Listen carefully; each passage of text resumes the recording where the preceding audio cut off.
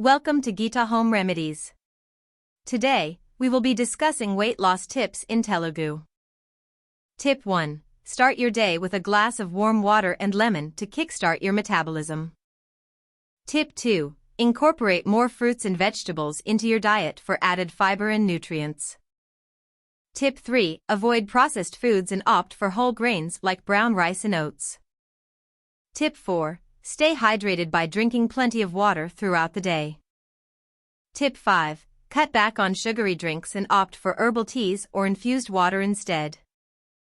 Tip 6. Get moving. Aim for at least 30 minutes of exercise each day, whether it's walking, jogging, or yoga. Tip 7.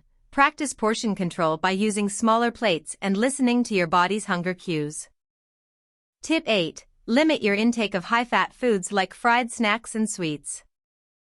Tip 9. Get plenty of restful sleep to support your weight loss goals.